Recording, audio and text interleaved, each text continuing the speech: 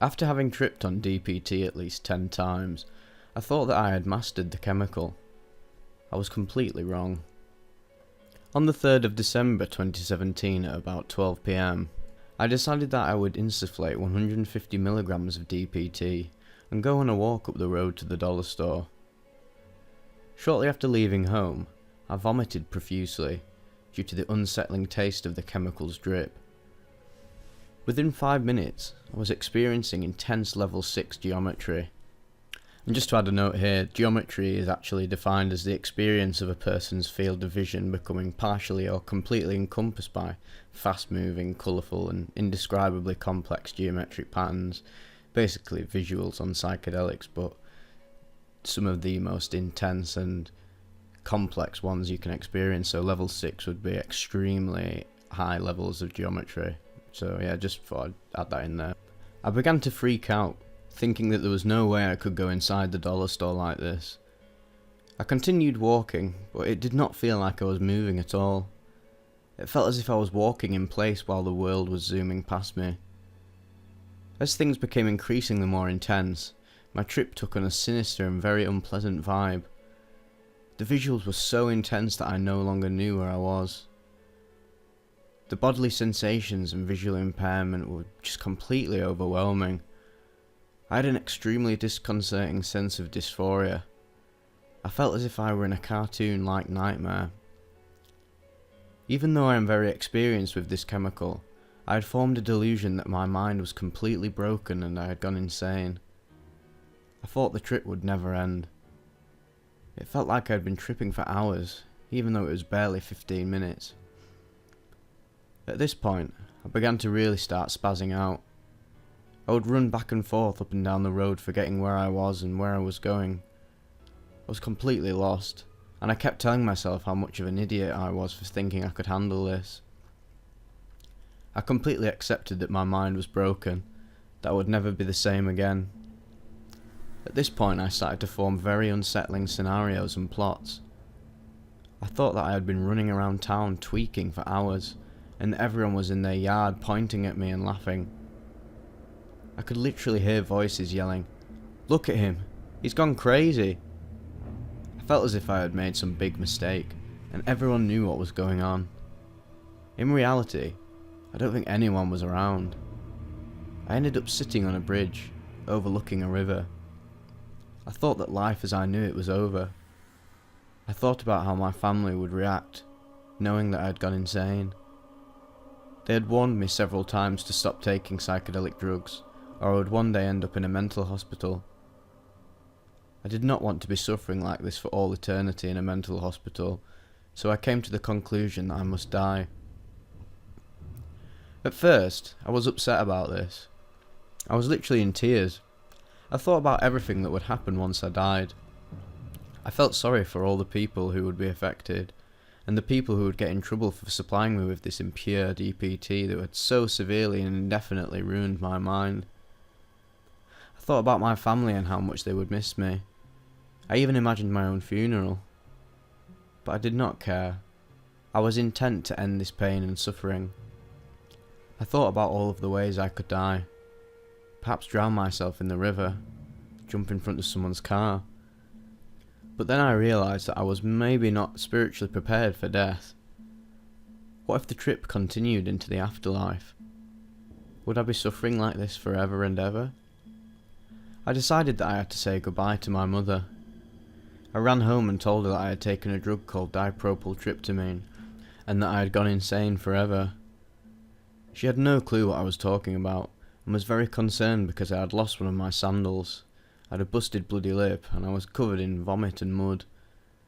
I begged my mom to kill me and put me out of misery, before I got into the system and would have to suffer forever. She called 911 and told the paramedics that I was suffering from a drug overdose. They rushed me into the emergency room as if I was dying, which did not make my trip go any better. They said that my heart rate was 4 times what it should be, and my blood pressure was sky high. Thankfully, my trip came to an end shortly after arriving at the hospital.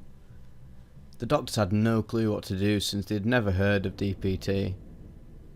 They contacted the Poison Control Centre and then made me stay on IV fluids for over 5 hours. I also had to do a psychological evaluation before being able to leave. This was an extremely humbling experience, and I have learned that I must show proper respect for a chemical this powerful.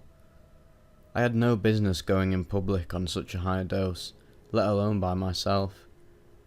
I am very lucky that I did not commit suicide, even when I had accepted that it was the only option. I have tripped hundreds of times over the past few years, and never experienced anything this profound. So, for those of you who aren't in the know, this is actually a re-upload of a report I featured over a year ago called A Walk into the Depths of Insanity, a 150mg DPT trip report. Thought I'd go again with another DPT report in the vein of yesterday's one. Just thought I'd get you a video out before the weekend's done and before I do another one on Sunday, because I'm going to do these videos once every 2 days now rather than doing it every day. I feel like doing it every day just drowns people out in content. So yeah, this was quite an interesting one. The reason I re-uploaded it was because it got copyright claimed for some visuals from the movie Akira. Because I used to feature like film visuals in the videos, and you know what YouTube's like with copyright and everything, and that's why I mainly use game content, because I know it's not going to get flagged, and sometimes quite relaxing to watch. Oftentimes the movie scenes were a bit distracting. So yeah, this is another interesting one. I think the greatest lesson from this is that when you're taking 150mg of something as strong as DPT, don't go on a walk outside, really, when you're experiencing level 60 geometry. That is just utterly bizarre idea, really. You're just not going to have a fantastic trip if you do that. There's just far too many distractions and stimuli that you'll end up reacting to outside when you could have just done it in the comfort of your own home. I mean, it feels like it was always going to go a bit west for this person. The trip was always going to go awry anyway, but at least if he was inside, he might have just been able to ride it out, but outside is a different story. Yeah, like how he says, he could literally hear voices yelling, saying, "Oh, look at him, he's going crazy," and all this. And when you're hearing stuff like that on a psychedelic, it really just amplifies your anxieties, because you're so sensitive to every single bit of stimuli that's coming into your mind. So yeah, this was a nice brief little one from Psychonaut Wiki. I like the little ones from Psychonaut Wiki, the trip reports on here, because they're brief, but they just really get to the point of everything and don't elongate stuff. I know some people get annoyed with the trip reports when the writers obviously have a bit of a pretentious angle to how they write, a bit like the one yesterday where it's writing in third person. I don't think I didn't have any problem with it at all, but I know a lot of people are like, oh, this guy's completely full of himself. So it's nice to just have these short but brief and simple reports like these that get to the bottom of it. But in conclusion, I hope this guy ended up using this experience to better himself. Like he says, he tripped hundreds of times over the past few years but never experienced anything this intense or profound. And yeah, oftentimes you can go through these horrible traumatic experiences, and then the integration process can last for years and years. Obviously it's all relative to the individual, but oftentimes a lot of these people do come out the other side, whether it's just through natural integration, meditating, contemplating, letting time heal, or sort of going back into psychedelics when they're ready, and allowing that heightened state of consciousness to allow them to work through the traumas, work through the shadow, and integrate what they once were confused and hurt them, and turn that into something positive and transformative. So yeah, I hope you guys enjoyed this one, and I'll see you again on Sunday for a chunky report, just a nice little one to tide you over whilst you get up to some law-abiding activities over the next few days. Stay safe, kids.